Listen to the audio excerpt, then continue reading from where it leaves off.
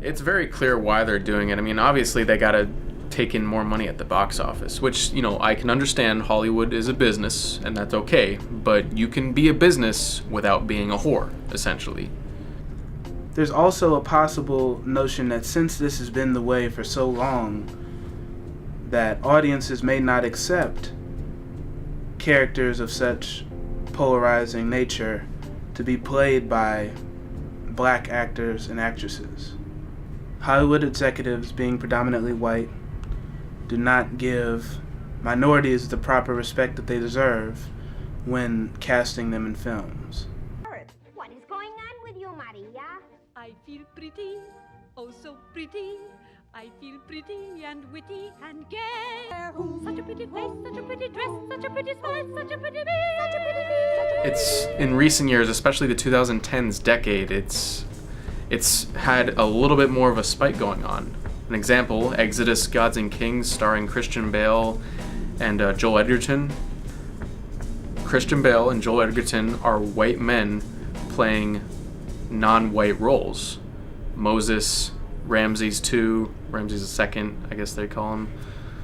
There's that, and then there's also this movie called Aloha by Cameron Crowe, where Emma Stone plays a Hawaiian who also has Asian blood in her. But Emma Stone is not Asian or Hawaiian. She's 100% white. Then there's The Conqueror, which is a film about Genghis Khan, and it stars John Wayne in the title role as Genghis Khan.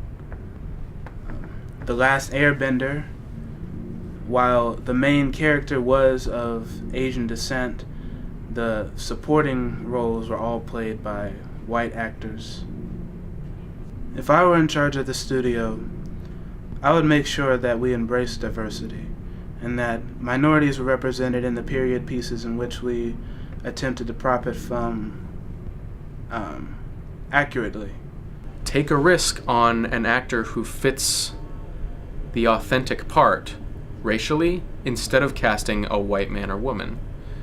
It's a very upsetting trend in Hollywood, and surprisingly it hasn't stopped today. It still keeps going on bit by bit. Doesn't happen as much as it used to, but it still hasn't stopped overall, and that's what we eventually need to start changing about the motion picture business. That's my duty as an individual, because at that point when we're attempting to create period pieces, we're molding a generation's perspective of history, and we have to take pride in that, and we have to understand how important that is in the long run.